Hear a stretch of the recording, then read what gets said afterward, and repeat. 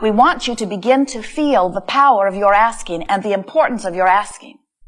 And we want you to stop feeling embarrassed about the desire that is constantly born within you, and stop trying to stifle it as if there is something wrong with you, that you are greedy or selfish, and accept once and for all that this is the way the entire universe is established. Isn't it a wonderful thing when every perspective, whether it is in a conscious physical human personality or in that of a frog or in that of the cell in one of your bodies, in every microbe that exists with all that is, isn't it wonderful that every one of those vantage points gets to selfishly ask, and isn't it wonderful that every one of those vantage points is answered? And can't you feel how that has to be good for the whole? Wouldn't you rather make your decisions about what is important to you rather than having some governing body make the decisions for you? Don't you think that you are in a better place of identifying what you want? And don't you think that when you ask from your perspective that you have a better probability of getting the results that you want because you are asking from a more personal perspective? Of course that's what you think. And can't you carry that further to understand that even the cells in your body can do a better job of asking for what is best on their behalf than you possibly could from your further removed vantage point when you cannot even begin to understand what the cells of your body want or need? Doesn't it make you want to just sort of get out of the way and accept that the cells know and let them ask? Doesn't it make you want to offer no resistance whatsoever so that the cells can ask and source can answer? And if the cell thrives, doesn't it make sense that if that cell and the other trillions of cells in your body are individually thriving, don't you think you will too?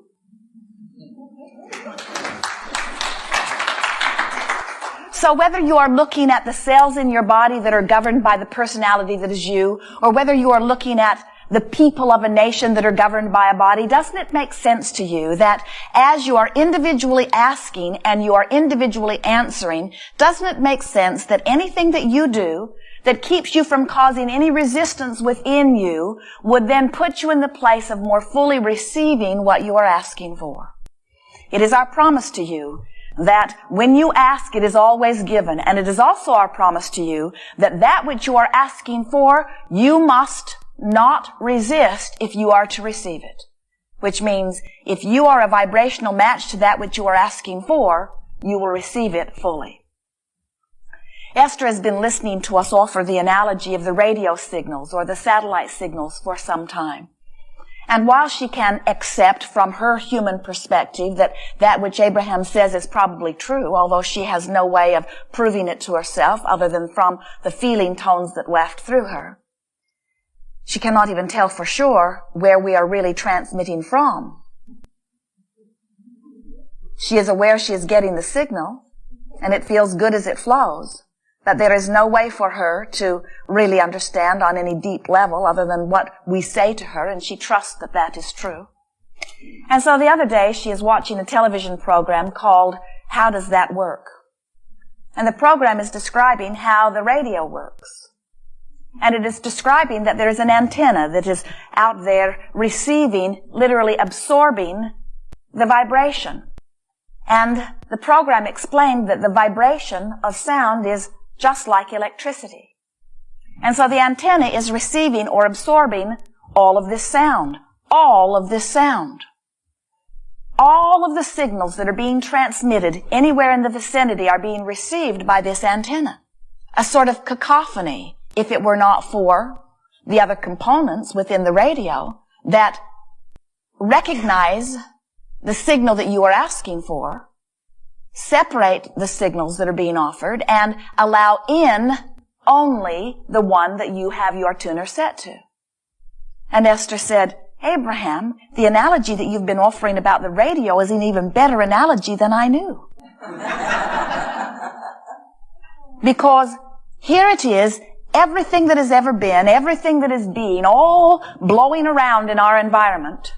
It is coming through the television, it is coming through the newspapers, it is coming through the mouths of those who are around us.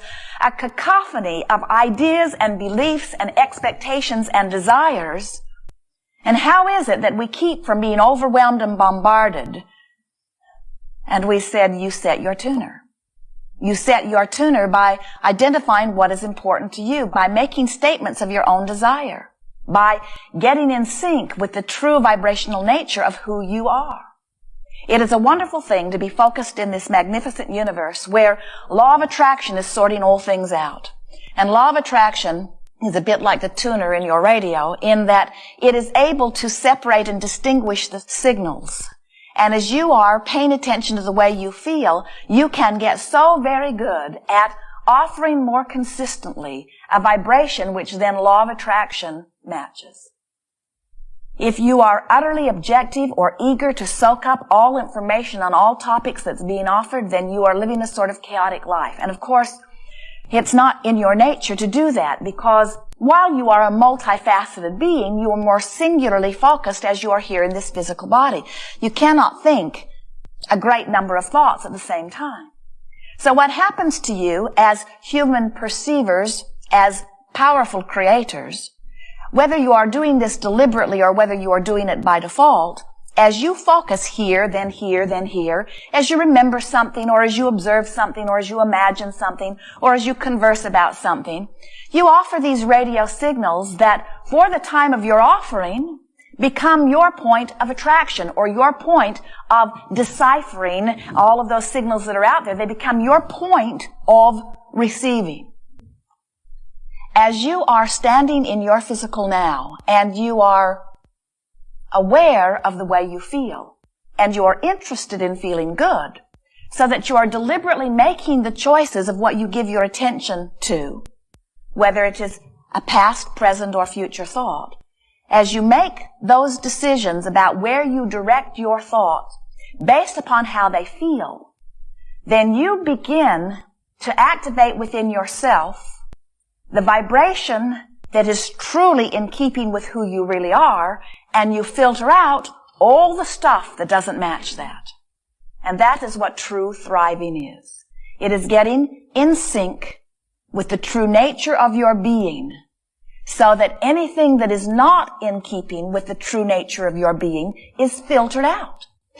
The true nature of your being is simply one who thrives, one who experiences well-being, one who expands in joy.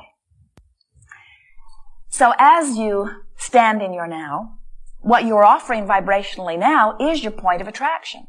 But you did not just learn that vibration just now. You've been picking it up and practicing it, fine-tuning it, as you've been responding to your environment. Now, law of attraction says that which is likened to itself is drawn.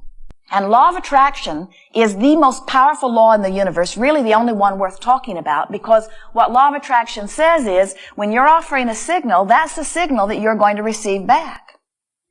As you have been offering many different signals, then how do you know what's going to represent your strongest signal? What is your strongest signal? Well, it's the one that you are offering most powerfully now. It's not the one that you have offered before, and it's not the one that you will offer in the future. It's the one that you are offering now. Well, how do you know what signal you're offering now? Well, logic tells you the signal that you are probably going to offer now is the signal that you've been practicing most recently. So, Abraham, is what I'm offering now the culmination of all that I have offered? No. What you're offering now is what you're offering now. But if when I was 5 this happened and I offered a signal about it, and when I was 6 this happened and I offered a signal about it, don't all of those things that happened when I was 5 and 6 and 10 and 20 and 30 and 40, don't all of those sort of add up to be what I'm offering now? And we say, not in the sense that you offered them and now they are part of your weight and balance, only in the sense that as you practiced them when you were 5, you were probably, unless you made some decision, going to practice them when you were 6. And when you practiced it when you were 6, you're probably going to practice it when you're 20. Not because you can't help it, but because we're pausing for drama.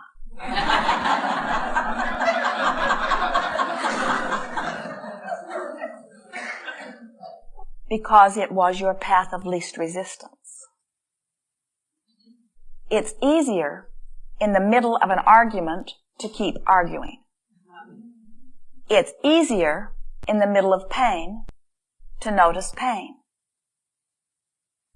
Now, some of you who have been paying attention to law of attraction for a while and who have really come to recognize who you are, really who you are troubled with that thought. Because you have come to know that you are pure positive energy. And if you are pure positive energy, then why would it ever be the path of least resistance to deviate from that? And we say you had to practice. You practiced resisting the well-being that is you until that felt more natural. When we talk about the deliberate creative process, we say to you there are 3 steps. The first step is you've got to ask for something, and that comes very easily because the contrasting universe helps you to constantly discern your own preferences. So you are constantly exuding, emanating, oozing, radiating vibrational replications of your desire. Messages to the universe that say, I want this, I desire this, I am this. And law of attraction sorts that out and matches and gives back to you things that match it. So when you desire something, you must be a vibrational match to that which you are desiring in order for the signal completion to occur. So step 1 is ask, step 2 is answer. Both of those steps take place without much conscious awareness for you. Step 3 is you've got to be in a vibrational place where you allow what you are asking for.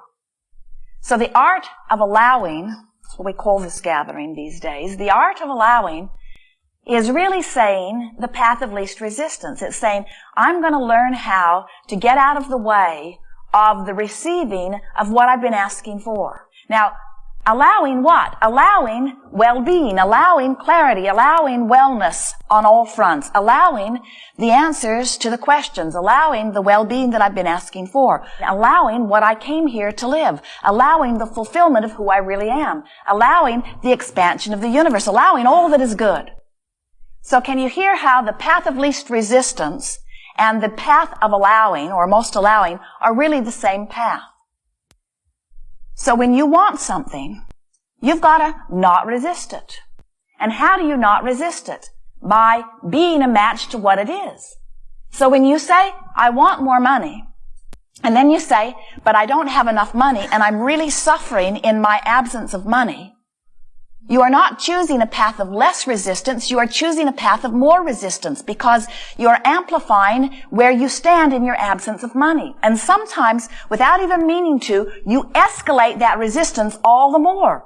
Because you think somehow, maybe it's because of your relationship with your parents, that if you can really make a strong case of how awful it is to live in the absence of something, because all the other kids have it or whatever, that then somehow that well-being or the orchestrator or offerer of well-being, which in the early days to you feels like it's your parent or guardian, will give up the goods. So you stand in the absence of something that you want today, many of you, escalating that absence in order to justify the presence coming, without understanding that when you amplify where you stand, you are escalating your resistance rather than decreasing it. And you are sort of stuck in this place where what you want cannot come.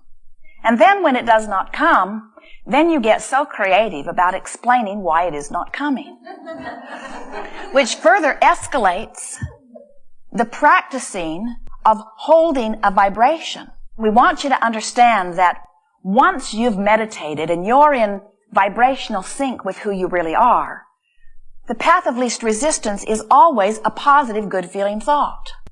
But when you're in the middle of something that feels awful and you've got that energy flowing, then sometimes escalating what is going wrong feels easier to you. And we just want you to understand that with far less effort than you think, if you will take the time to get into sync with who you really are by basking more, by appreciating more, by looking for positive aspects more, by saying sweet words, by doing things that feel good, by meditating, by reaching for thoughts that feel good when you think them, and by staying within them long enough that you really begin to achieve a full vibrational pattern within the entirety of your being.